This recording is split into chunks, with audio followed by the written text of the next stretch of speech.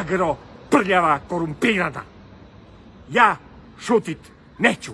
Idemo do kraja.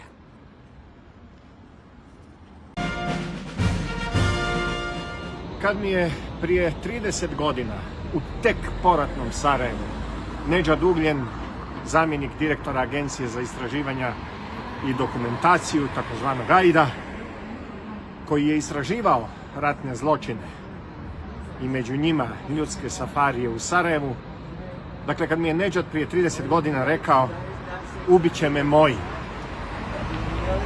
nisam mogao razumjeti šta to točno znači, zašto bi njegovi išta prema njemu od pritisaka poduzimali da bi ga ušutkali u pitanjima istraga o takozvanim ljudskim safarijima u ratnom Sarajevu.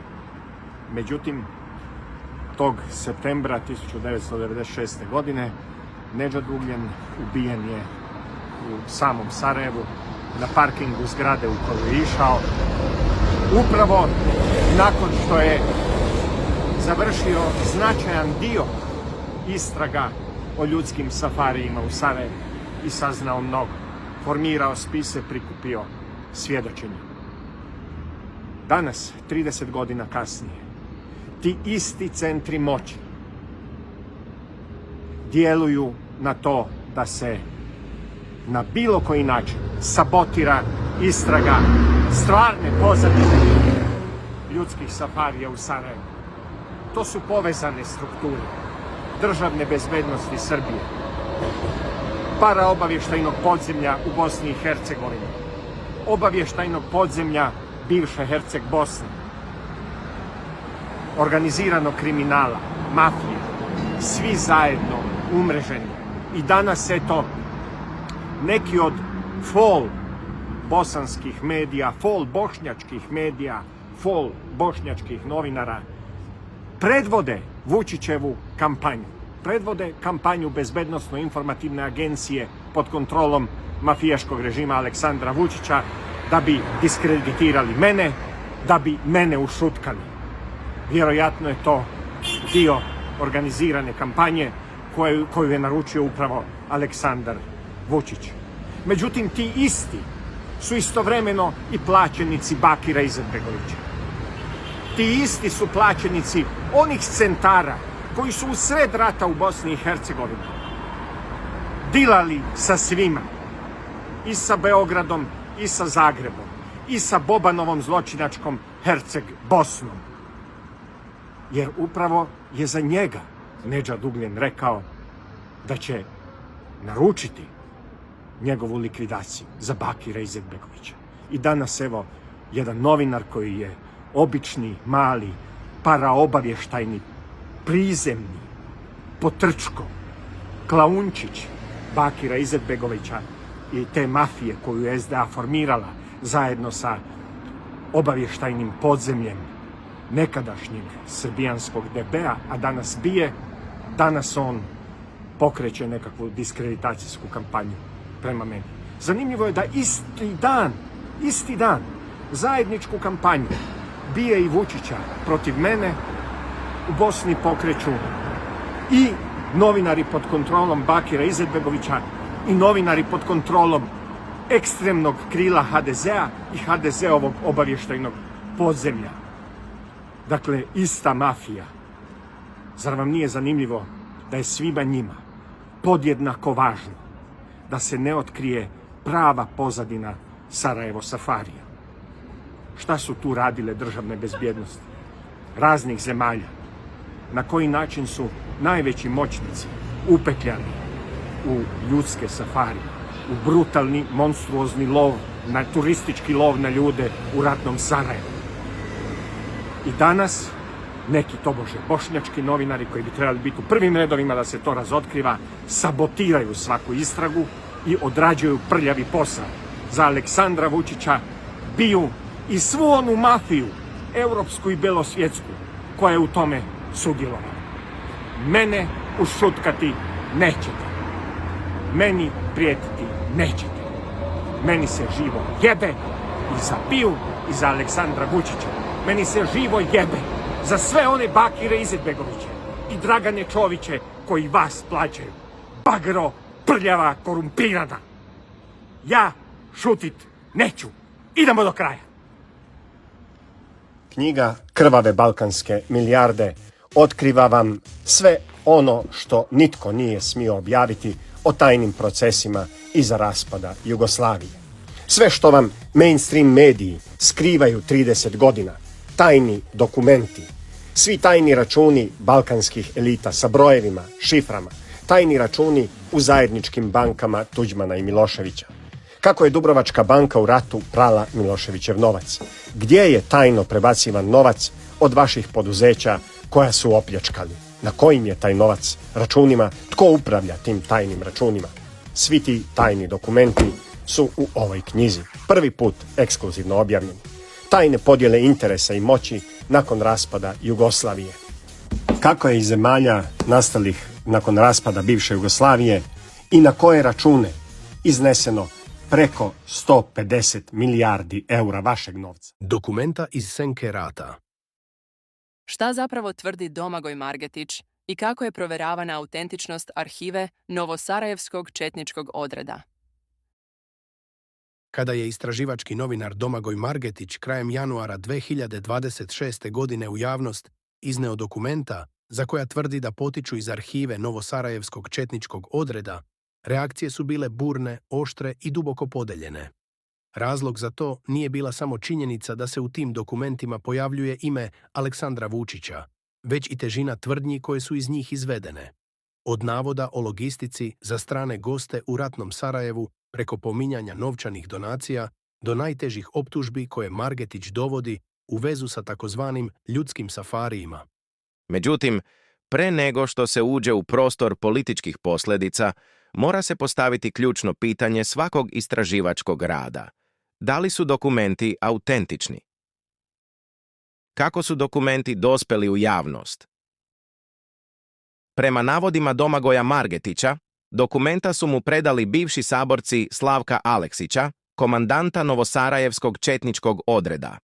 Kako on tvrdi, Aleksić je deo svoje ratne arhive poverio upravo njima, za slučaj da mu se nešto desi. Nakon Aleksićeve smrti, ta dokumenta su prema istom izvoru predata Margetiću. Sam novinar ističe da nije odmah pristupio njihovom objavljivanju. Naprotiv, navodi da je više od mjesec dana provodio složen proces provere, uključujući razgovore sa svedocima, bivšim pripadnicima odreda, ali i sa stručnjacima za analizu dokumenata i potpisa. Provera autentičnosti.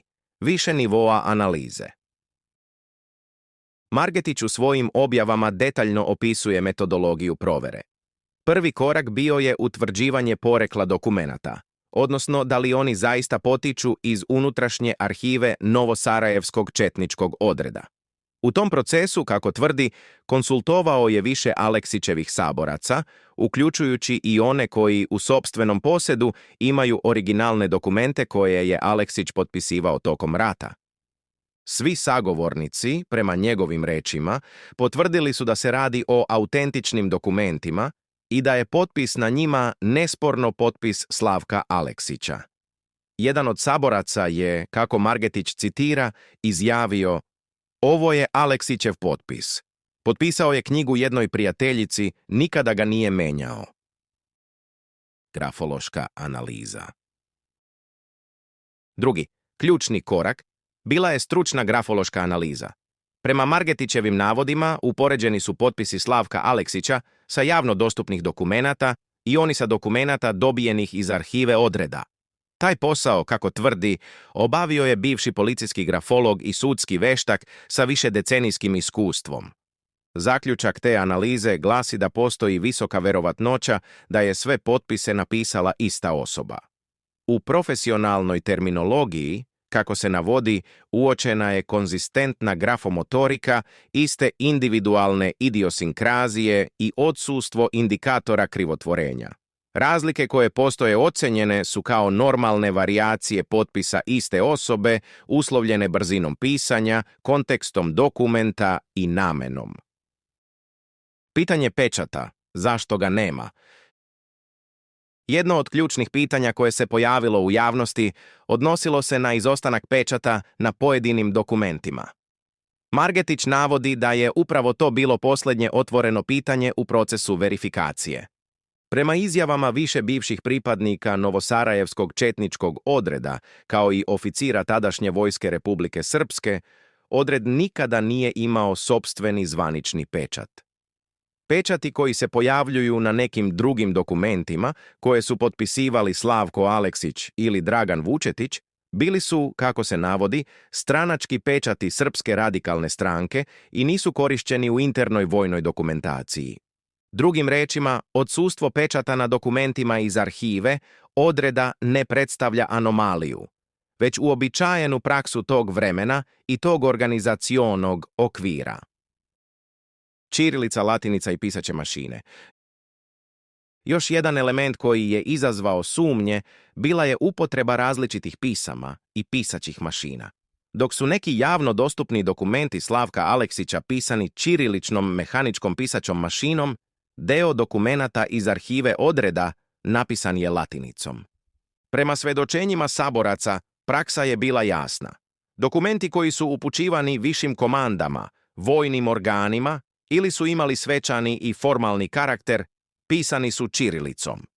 Nasuprot tome, interni dokumenti, naređenja i informacije namenjene širem krugu pripadnika odreda često su pisani latinicom, iz praktičnih razloga, jer značajan broj mlađih boraca nije dobro vladao ćirilicom. Kao dodatnu potvrdu ove prakse, Margetić navodi primjer Dragana Vučetića, bliskog Aleksićevog saradnika, koji je istog dana, 28. septembra 1993. godine, jedan dokument pisao ćiriličnom, a drugi latiničnom pisaćom mašinom. Sadržaj dokumenata i najteže tvrdnje. Nakon što je, prema Margetićevim tvrdnjama, autentičnost dokumenata višestruko potvrđena, on je pristupio njihovom objavljivanju. U jednom od dokumenata, datiranom u novembar 1993. godine, pominje se donacija od 20.000 nemačkih maraka, koju je, kako se navodi, izvesni italijanski gost predao preko dobrovoljca odreda Aleksandra Vučića. U dokumentu se također navodi da će dobrovoljci koji su pružali logistiku stranim gostima dobiti novčani dodatak. Upravo ovaj deo Margetić koristi kao osnov za svoje interpretacije o organizovanoj podršci aktivnostima koje on povezuje sa ranije iznošenim tvrdnjama o ljudskim safarijima. Posebnu pažnju izazvao je i dokument pod brojem 72-0 8-92 od 23. avgusta 1992. godine, kojim se, kako Margetić tvrdi, naređuje da se Aleksandru Vučiću zaduži puška tipa Zastava M59-66. On ovaj dokument dovodi u vezu sa video snimcima iz ratnog perioda i tvrdnjama o boravku na položajima iznad Sarajeva. Šta ostaje otvoreno? Iako Margetić tvrdi da su dokumenti autentični i da njihov sadržaj nedvosmisleno potvrđuje njegove navode, on sam priznaje da institucionalna reakcija do sada izostaje. Nadležni organi nisu pokrenuli zvaničnu nezavisnu proveru dokumenata, niti su se upustili u suštinsku analizu njihovog sadržaja. Umjesto toga, javnost ostaje podeljena između onih koji ove objave smatraju ključnim doprinosom rasvetljavanju ratnih događaja i onih koji ih vide kao politički motivisane konstrukcije. U ovom trenutku jedna činjenica ostaje nesporna. U javnost je izneta obimna dokumentacija za koju autor tvrdi da je temeljno proverena i autentična. Dok se ne sprovede nezavisna, institucionalna istraga, ostajemo u prostoru sukoba tvrdnji, interpretacija i političkih interesa. A upravo u tom prostoru odgovornost medija i novinara ostaje ista.